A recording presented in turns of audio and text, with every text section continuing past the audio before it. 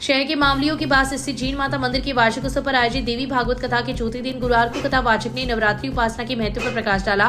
कथावाचक कृष्णानंद महाराज ने कहा कि नवरात्रि के 9 दिन तक देवी भागवत श्रवण व अनुष्ठान करने पर मनुष्य सभी पुण्य कर्मों के अधिक फल पा लेता है, इसलिए इसे नवा यज्ञ भी कहा गया है, जिसका उल्लेख देवी भागवत पुराण में स्वयं भगवान शंकर व सूत जी ने किया है, जिन्होंने कहा कि जो दूषित विचार वाले पापी, मूर्ख, मित्र द्रोही, वेद और दूसरों की निंदा करने वाले हिंसक व नास्तिक है, वे इस नवाह यज्ञ से भुक्ति व मुक्ति को प्राप्त हो जाते हैं। महाराज ने कहा कि ब्रह्मा, विष्णु व महेश के स्वरूप में मां भगवती ही परब्रह्म शक्ति विद्यमान है, जो कि जगत का पालन, सृजन व संहार करती है। इस दौरान सजीव झांकियों के साथ माता का चुनरी उत्सव भी मनाया गया। कथा में नरेंद्र इंदौरिया, श्यामलाल चमड़िया, मुरारीलाल पारेख, श्रवण कुमार मीणा, लालचंद नोकवाल, एलडी प्रजापर, नंदकिशोर भार्गव, मांगीलाल बावलिया, बनवारी लाल हारित, पूर्णमल भाटीवाल, नागरमल घोडेला, पुनीत आत्रेय, भवानी शंकर पगड़ानिया, किशनलाल निरानिया, गोपाल सैनी, परमेश्वर लाल बावलिया सहित कई लोग उपस्थित थे। राम जानकी विवाह महोत्सव के उपलक्ष्य में चल रहे 3 दिवसीय कार्यक्रम के दूसरे दिन गुरुवार की दोपहर मेहंदी की रस्म अदा करती हुई भगवान श्री राम व माता जानकी के हाथों में मेहंदी रचाई गई। विवाह उत्सव की मुख्य आयोजक ललिता देवी व्यास ने बताया कि गनेडीवाल मंदिर में चल रहे आयोजन में उत्साहपूर्वक पहुंची सैकड़ों महिलाओं ने आपस में एक दूसरे को मेहंदी लगाते हुए मंगल गीत गाए। इस दौरान व्यास, कुलदीप व्यास, सुमन शर्मा ने भी गीत की प्रस्तुति दी। इस अवसर पर कमला देवी चांडक, लीला देवी जोशी, मंजू पीड़ीवाल, जमुना प्रजापत, चंदा सोनी, मैना शर्मा, मंजू लड्डा सहित काफी महिलाएं उपस्थित थी। तहसील के गांव गोगासर की राजकीय बालिका उच्च प्राथमिक स्कूल में दानदाता द्वारा प्रदत्त पानी की टंकी में वाटर कूलर का लोकार्पण गुरुवार को हुआ। महावीर प्रसाद, लेखराम रामतार व राजेश पारिक पुत्र स्वर्गीय मालचंद पारिक ने अपनी मां बनारसी देवी पारिक की स्मृति में 1,51,000 रुपए की लागत से स्कूल में विद्यार्थियों के लिए पानी की माकूल व्यवस्था उपलब्ध करवाई है, जिसका उद्घाटन महावीर प्रसाद ने गुरुवार को किया। पीओ ललिता शर्मा ने दानदाता की इस कार्य की सराहना करते हुए कहा कि इससे पानी की समस्या का समाधान हुआ है तथा गर्मी के मौसम में छात्राओं को ठंडा पानी उपलब्ध होगा।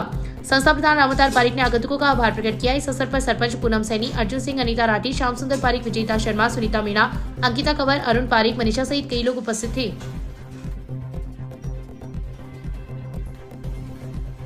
चिकित्सा एवं स्वास्थ्य विभाग की ओर से जिला अस्पताल में बनने वाले नवनिर्मित भवन में प्रयोगशाला निर्माण कार्य का अतिरिक्त जिला कलेक्टर मंगलाराम पूनिया, चिकित्सा व स्वास्थ्य विभाग के संयुक्त निदेशक डॉक्टर देवेंद्र चौधरी ने गुरुवार को निरीक्षण किया। इस दौरान एडीएम व संयुक्त निदेशक डॉक्टर चौधरी ने नवनिर्मित भवन के नक्शे व प्रदर्शित जगहों को चिन्हित करने के निर्देश दिए। एसडीएम रामकुमार वर्मा ने नक्शे में प्रदर्शित स्थानों का अवलोकन कर कार्य शुरुआत की जानकारी ली। सीएमएचओ डॉक्टर मनोज शर्मा ने बताया कि जिला अस्पताल के नवनिर्मित भवन व प्रयोगशाला निर्माण एनएचएम सिविल विंग के द्वारा जल्द शुरू किया जाएगा। उन्होंने बताया कि इस कार्य के लिए जिला कलेक्टर अभिषेक सुराणा की ओर से एडीएम, चिकित्सा विभाग के संयुक्त निदेशक बीकानेर जोन, सीएमएचओ, अधिशासी अभियंता, एनएचएम, पीएमओ रतनगढ़ की कमेटी का गठन भी किया गया है। इस दौरान पीएमओ डॉक्टर संतोष आर्य, सहायक लेखा अधिकारी कमल आत्रे, वरिष्ठ सहायक रोहित शर्मा भी उपस्थित थे। इस दौरान पीएमओ कार्यालय से राजस्थान मेडिकल रिलीफ सोसाइटी की बैठक भी हुई। बैठक में प्रधानमंत्री औषधि केंद्र खोलने के लिए निषेधालय के मार्गदर्शन प्राप्त करने, ट्रॉमा सेंटर के सामने का गेट सुबह 8 से रात्रि 8 बजे तक खुला रखने, अस्पताल में दान देने वाले भामाशाहों को सम्मानित करने के निर्देश भी दिए गए। बैठक में उप नियंत्रक डॉक्टर ओम प्रकाश तामड़ाई, सहायक नर्सिंग अधीक्षक हरीश बुटियानी, जालान ट्रस्ट के प्रतिनिधि डॉक्टर ओम प्रकाश तापड़िया, सीताराम चांगिड़, गौरीशंकर माली भी उपस्थित थे। शहर के लिंक रोड से सटी एक गली के मकान में बुधवार की रात अज्ञात चोरों ने चोरी की घटना को अंजाम दिया तथा 2,60,000 रुपए नकदी तथा 2.5 लाख रुपए के लगभग के सोने चांदी के आभूषणों की चोरी कर ली। मकान मालिक अपनी नाती के विवाह समारोह में शरीक होने के लिए बुधवार की दोपहर ही मंडावा गए थे।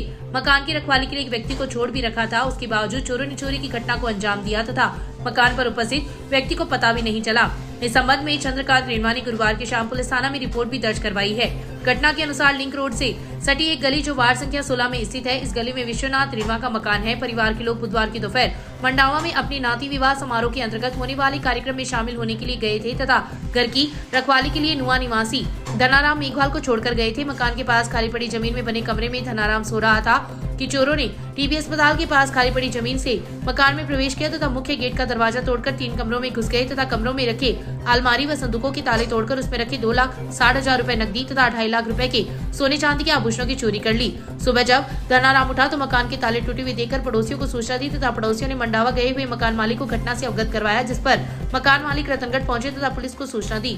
पुलिस ने घटनास्थल का मौका मुआयना किया है। आसपास के सीसीटीवी फुटेज भी खंगाली तथा दोपहर में चुरू से आई एफएसएल टीम ने घटनास्थल से फिंगरप्रिंट उठाए। गुरुवार की शाम चंद्रकांत रेणवा ने चोरी की घटना की रिपोर्ट भी पुलिस में दर्ज करवाई है।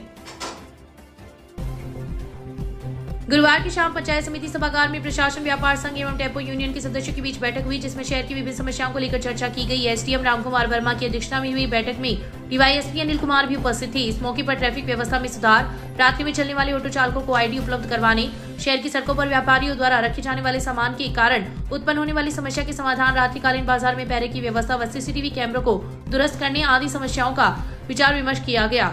एसडीएम वर्मा ने व्यापारियों की समस्याओं को सुना तथा सकारात्मक आश्वासन दिया। इस मौके पर खुदरा व्यापार संघ के अध्यक्ष जयप्रकाश इंदौरिया, कोषाध्यक्ष दीपक मुरारका, महेंद्र इंदौरिया, निरंजन तामराय, सुनील कमा, टेम्पो यूनियन के पन्नालाल भार्गव सहित कई लोग उपस्थित थे। आज की बैठक आयोजित हुई रतनगढ़ में, जो चोरियों की वारदात हुई है उसके बाद में हम सुचारू व्यवस्था किस तरह से बनाएं ताकि गश्त अच्छी हो, आगे इस तरह की वारदात नहीं। दूसरा, इसी संबंध में बात हुई कि रतनगढ़ में ट्रैफिक की व्यवस्था को किस तरह से सुचारू किया जाए, भविष्य में होने वाली चोरियाँ, लूटपाट की घटनाएं, ट्रैफक जाम की जो समस्याएँ हैं उनको रोका जा सके। इसमें यहाँ के व्यापार मंडल के लोगों से, गणमान्य नागरिकों से बातचीत की और उनके द्वारा ये आश्वासन दिया गया है कि वो गुड गवर्नेंस में हमारे साथ में सहयोग करेंगे और अपनी ओर से भी मानव संसाधन भी उपलब्ध कराएंगे ताकि हम भरपूर तरीके से गश्त करवा पाएँ और अच्छा शासन दे पाएँ।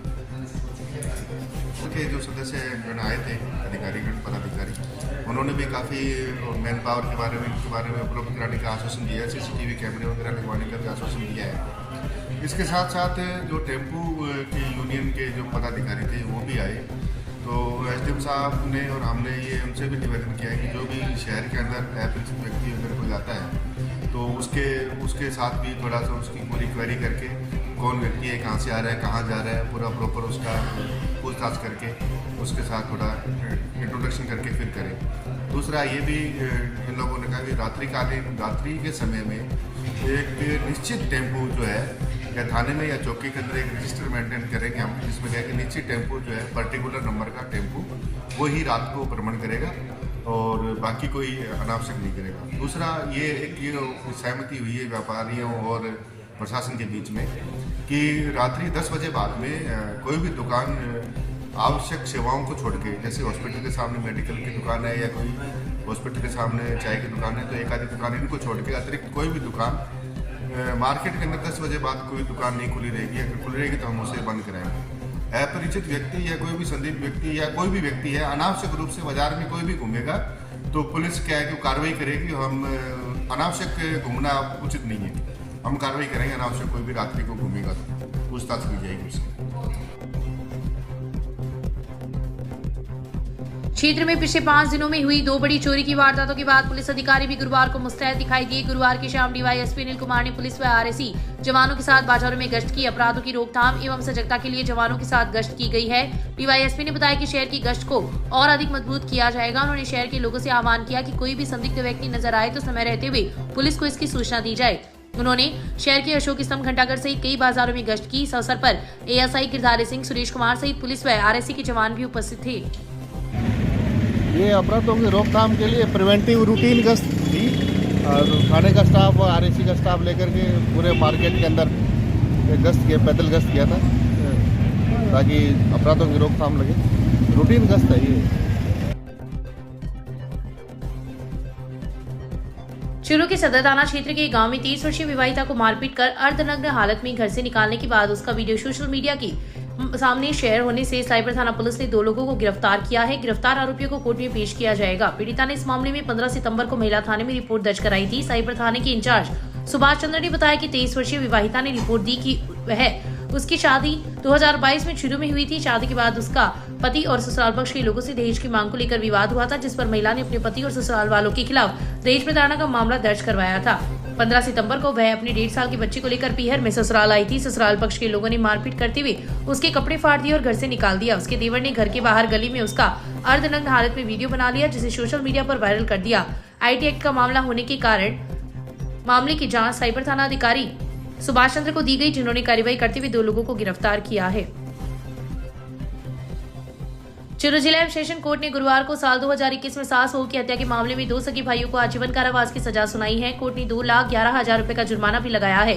दोषियों ने दूधवाकारा थाना इलाके के गांव सैजसर में 5 अक्टूबर 2021 को घर में सो रही रईशा और यास्मीन उर्फ आसमीन की धारदार हथियार से हत्या कर दी थी। लोक अभियोजक रोशन सिंह राठौड़ ने बताया कि 5 अक्टूबर 2021 को दुधवा कारा थाने में सैजुसा निवासी बाबू खान ने रिपोर्ट दी कि उसका भाई बुदे खां और उसका बेटा साजिद विदेश में रहते हैं। घर में बुदे खां और उसके बेटे साजिद की पत्नी रहती थी। 4 अक्टूबर की रात करीब 10 और 11 बजे के बीच बुदे खां के घर से शोर सुनाई दिया। तब भागकर देखा तो रहीसा और आसमीन घर के कमरे में खून से लथपथ हालत में पड़ी थी, जिनके गर्दन पर धारदार हथियार से वार के निशान थे। आसमीन की मौके पर ही मौत हो गई, जबकि रहीसा तड़प रही थी, जिसकी अस्पताल लेकर जाते समय मौत हो गई। पुलिस ने रिपोर्ट के आधार पर सैजुसा निवासी शाहरुख और राशिद उर्फ रसीद के खिलाफ हत्या का मामला दर्ज किया था। पुलिस ने मामले की जांच करते हुए शाहरुख और राशिद उर्फ रसीद को हत्या के आरोपी गिरफ्तार कर लिया। पुलिस ने मामले की जांच करते हुए दोनों के खिलाफ कोर्ट में चालान पेश किया। लोक अभियोजक रोशन सिंह राठौड़ ने बताया कि अभियोजन पक्ष की ओर से मामले में 22 गवाह और 83 दस्तावेज पेश किए गए। मामले में जिला एवं सेशन न्यायाधीश रविंद्र कुमार ने शाहरुख और राशिद को हत्या का दोषी मानते हुए आजीवन कारावास और 2,11,000 रुपए के अर्थदंड की सजा सुनाई है।